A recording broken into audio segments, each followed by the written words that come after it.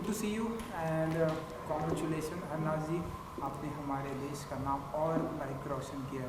तो बताइए कि कैसा रहा एक्सपीरियंस विथ मिस यूनिवर्स तक का, और ये जो आपने क्राउन जीता है वो अपने आप में बहुत बड़ी बात होती है। तो कैसा रहा ओवरऑल एक्सपीरियंस मिस यूनिवर्स तक का सफ़र?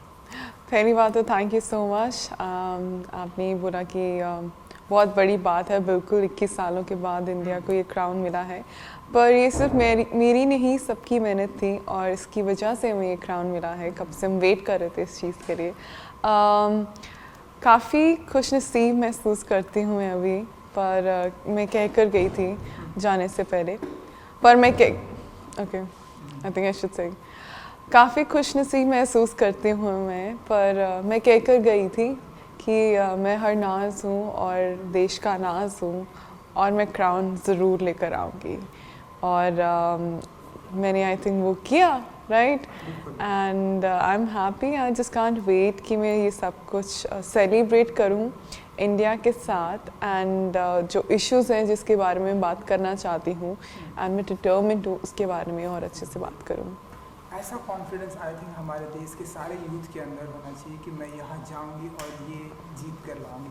यू नो हरनाज जी, क्योंकि जितना मेरा नॉलेज है, दुनिया में पूरे, ना कि सिर्फ इंडिया में बल्कि पूरी दुनिया में बहुत सारे मॉडल हैं, मेल हो या फीमेल हो, लेकिन ये जो क्राउन कुछ एक चुनिंदा लोगों के पास आता है, तो जिनमें से आप एक हैं। तो देन वो क्राउन आपको पहनाया गया, वो मैं वीडियो भी देख रहा था।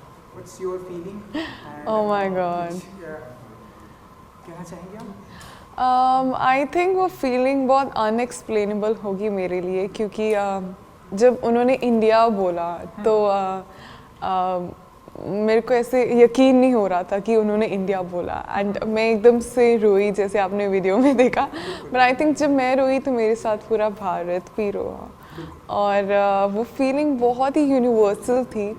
एंड मुझे वो जब मैंने क्राउन डाला तो शायद आपने देखा भी होगा कि मैंने उसको पहले उसका माथा टेका, एंड ऐसे कुछ इंटेंशनली कुछ नहीं, जस्ट वो होता है ना, जैसे जब मेरा नेशनल क्राउन भी था, जब मेरे को वो पहनाने वाले थे, तो मैंने जब पहना उसके बाद मैंने माथा टेका। सो दैट समथिंग मेरे लिए। वो क्राउन का मतलब ये नहीं है कि आप जीत गए हो, आप दुनिया की सबसे खूबसूरत लड़की हो, जो कि अभी मैंने देखा है बहुत लोग मुझे से बोल रहे हैं। That's not the reality. The thing is, वो क्राउन आपकी बहुत बड़ी रिस्पॉन्सिबिलिटी है। तो आप जब कोई चीज़ लेते हो ना, जब आप कहीं पे भी जाते हो, तो यू आर ग्रेटफुल, आप पहले उसका शुक्रिया अदा करते हो। तो मैंने पहले क्राउन का शुक्रिया अदा किया कि आपको लगता है कि मैं वो पहनकर उन सब बातों पे या उस क्राउन को अच्छे से संभाल सकूं, और वो अब मेरी रिस्पॉन्सिबिलिटी है। और मैं अपनी देश के इंडिया से आती हूँ, और मैंने अपनी देश को तो प्राउड करना ही है, बट अब मेरे ऊपर सब पूरी दुनिया की रिस्पॉन्सिबिलिटी है।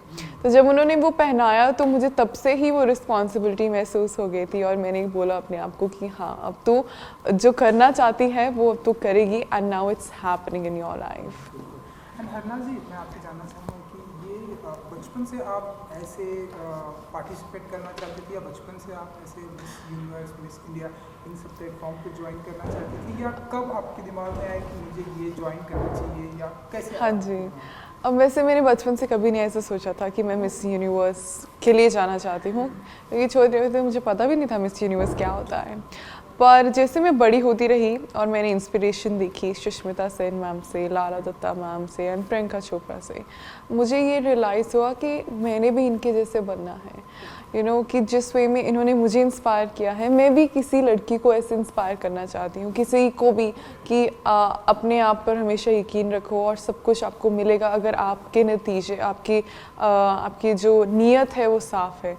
तो ऐसे ही मैं मतलब मुझे अच्छा लगा जब मैंने रियलाइज़ किया, मेरे को ये पता चला कि मैं एक्टिंग भी कर सकती हूँ, मुझे एक्टिंग करना बहुत पसंद है, एंड मैंने ये भी देखा कि I can become a model also. So ऐसे ही धीरे धीरे मैंने अपने आप को एक्सप्लोर किया कि हाँ, मुझे ये करना अच्छा लगता है। जब आपको एक बार आपके अंदर वो जज्बा आ जाता है ना कि मैं ये करके दिखाऊंगी अपने लिए, तो फिर आपको दुनिया में कोई नहीं रोक सकता। सो वो एकदम से आया when I was 17 years of the age. तो उसके बाद मैंने कभी पीछे मुड़ कर नहीं देखा, और जो मर्ज़ी हो जाए दुनिया में, मैं हमेशा डट कर रही हूँ कि कोई मेरा तहस नहस नहीं कर सकता। इनिशियली वो पंजाबी में कहते हैं ना कि इधर दो उधर कुछ नहीं कोई कर सकता, वो अपने आप स्ट्रॉन्ग बिल्ट होता रहा मेरा एटीट्यूड। और यही मेरी एडवाइस होगी यंग विमेन को ऑल अराउंड द वर्ल्ड कि जब आपके अंदर आपका अपने आप पे यकीन है तो आपको दुनिया में कोई भी नहीं रोक सकता। आपको बहुत लोग आएंगे आपको मतलब नीचा दिखाने के लिए, या मे बी आपको ऐसे लगेगा कि मैं टूट जाऊंगी, पर आप जब तक आपका अपने आप पे कंट्रोल है कुछ भी नहीं हो सकता। बिल्कुल बिल्कुल, अब आपका कोई नहीं कुछ भी नहीं कर सकता। तो हम ऐसा माने क्योंकि हरनाज जी ये जो रास्ता है जहाँ जो आपने मुकाम हासिल किया, ये रास्ता आप कहीं ना कहीं बॉलीवुड की तरफ भी जाता है, क्योंकि चाहे आपने बात की लारा दत्ता, सुष्मिता से, जितने भी लोगों को ये टैग मिला, आज हम देख रहे हैं बॉलीवुड में उनका बहुत ही अच्छा नाम समझ। और आपने एक्टिंग की भी बात की, तो हम ऐसा माने कि अब हरनाज जी जो है इसके बाद ये 1 साल तक का जो भी प्रोसेस है उसके बाद अब आप एक्टिंग में हम आपको देखेंगे ऐसे कुछ? Well, it's too soon to describe that how my future will look, to be honest, क्योंकि अभी कुछ भी नहीं पता है क्या होगा ज़िंदगी में। But being an actor, I am looking forward, जो भी होगा, let's hope for the best, to be honest. But acting हमेशा मेरा पैशन रहा है और मैं एक्टिंग के थ्रू लोगों को इंस्पायर करना चाहती हूँ, क्योंकि आज की दुनिया में सब एक्टिंग से बहुत इंटिमिडेटेड फील करते हैं, बहुत उनको ऐसा लगता है कि काश हम भी उस कैरेक्टर में होते, काश हम भी उस मूवी में होते। तो पता है हमें कैसे सबको इन्फ्लुएंस करना है, और अगर है वो कला तो आप उसको यूज़ करो सही ढंग में, एंड ये प्लेटफॉर्म से अपने दिल की भी सुनो और लोगों को इंस्पायर भी करो। So let's hope for the best. बिल्कुल बिल्कुल। सो आपका favourite actor? Shahrukh Khan. And female? Deepika Padukone.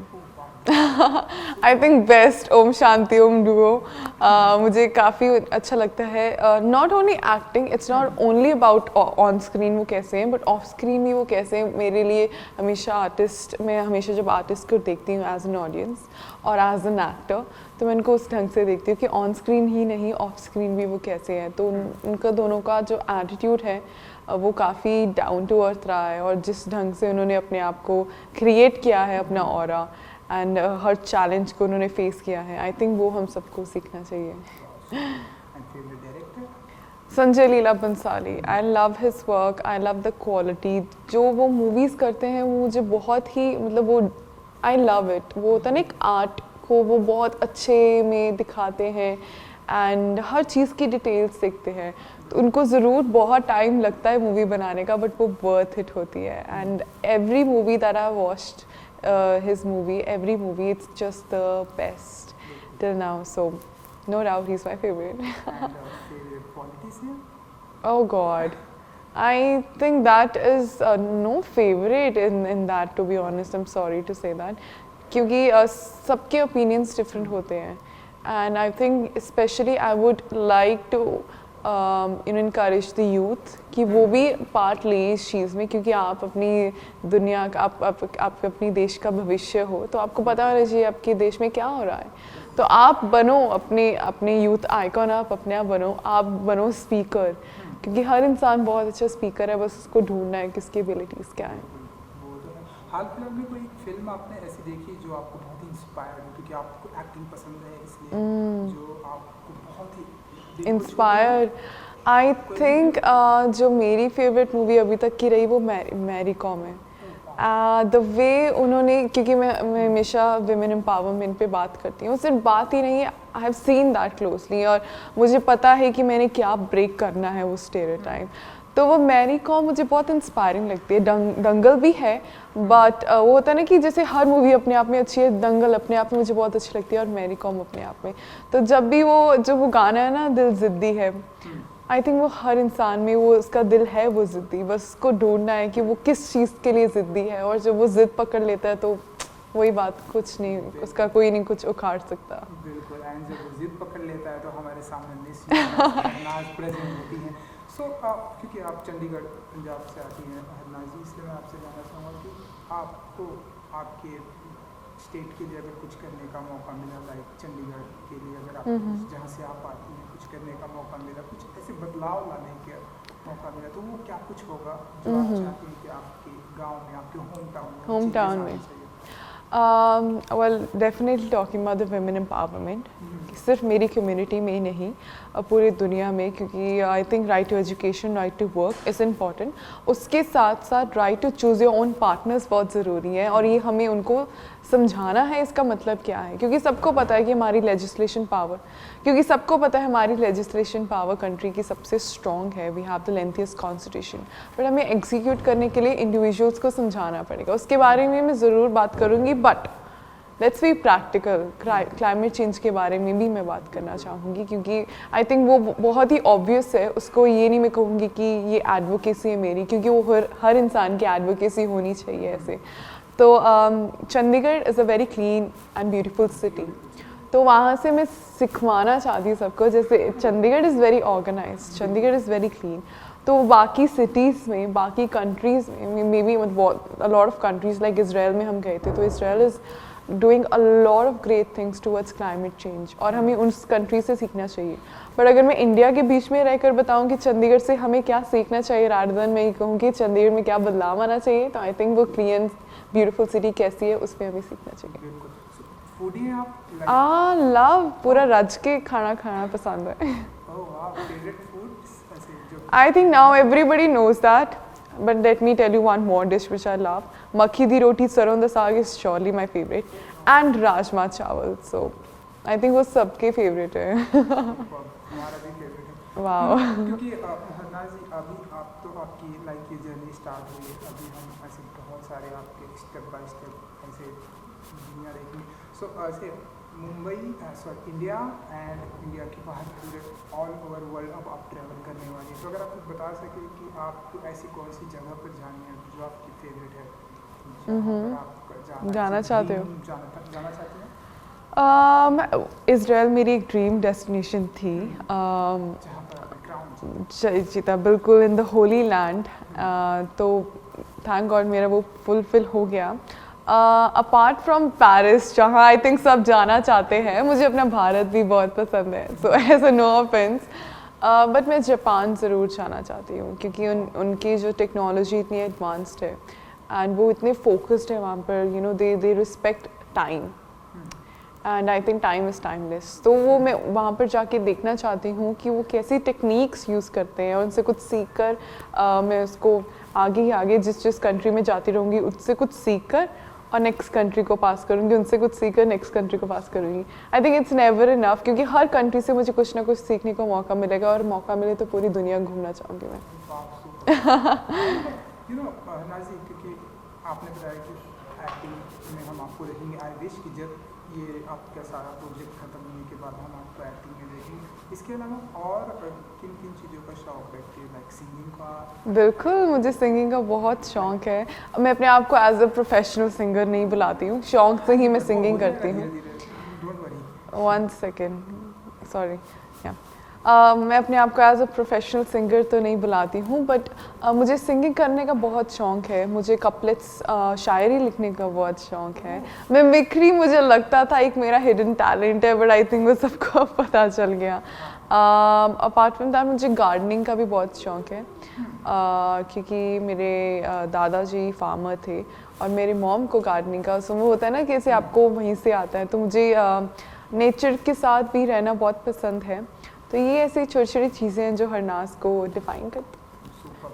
किसी एक की मिमिक्री, किसी जो आप ज़रूर, आप चाहते हो कि मैं किसी फेमस पर्सनालिटी की मिमिक्री करूं, तो आपको फिर वेट करना पड़ेगा जब तक मैं किसी की बायोपिक करूंगी। चलिए मैं अपने हमारे में सीनियर्स पे आता हूँ कि जब ये आपकी जर्नी स्टार्ट हुई तो क्या आपको ऐसा लगा कि ऐसे कुछ नर्वस हुई आप, या कुछ भी ऐसी फीलिंग आई कि यार ये बहुत ही टफ है, या आपको ऐसा आ गया कि हाँ ये मैं जीतने वाली हूँ?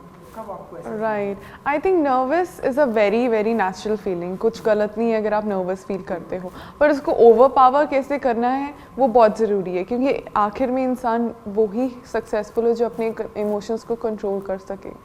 एंड ज़रूर मैं थी नर्वस, जैसे हर लड़की थी, पर एट द एंड मैंने अपनी विजन को देखा और मैंने अपने आप को बार बार स्टेज पे चढ़ने से पहले ये सवाल पूछा कि मैं क्यों आई हूँ, और ये मौका मुझे बार बार नहीं मिलेगा। तो that 1 minute of my life can decide कि मेरी लाइफ में क्या होगा आगे, और जो होगा अच्छे के लिए होगा, और अपने आप पे यकीन रखो तो ही आपको सब कुछ मिल सकता है। तो मैं जब स्टेज में थी, I was being my self, मैं किसी और की तरह नहीं दिख रही थी, मैं भूल गई थी मेरे आसपास कितनी सुंदर लड़कियां हैं, कितनी टैलेंटेड लड़कियां, कितने लोग बैठे हैं, मैं बस अपने आप पे ध्यान दे रही थी। आई थिंक तभी आप जीत सकते हो अपने आप से। Super, thank you so much, हमसे बात करने के लिए, thank you so much, thank you, thank you. Thank you.